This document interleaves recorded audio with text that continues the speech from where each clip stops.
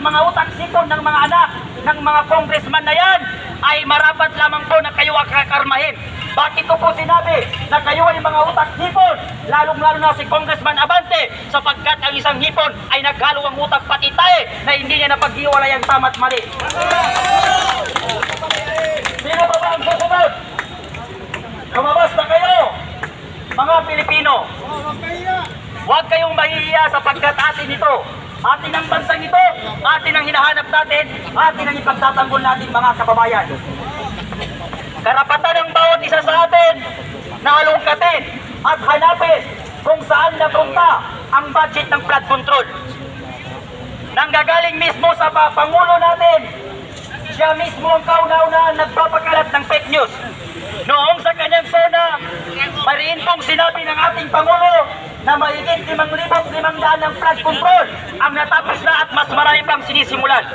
Ang tanong ng taong bayan, Mr. President, saan mo nilagay ang flood control na yan? Sa langit?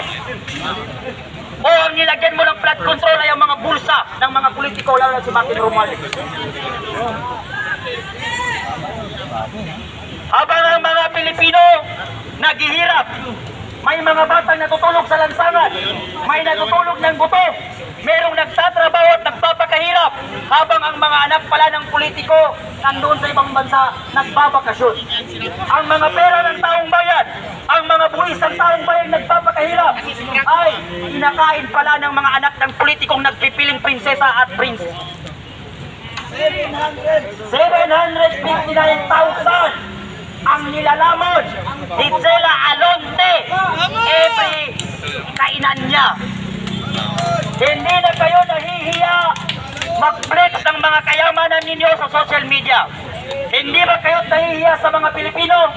Lalong-lalo na si Zela Alonte na nag-post pa siya na wala siyang utang na loob sa mga Pilipino.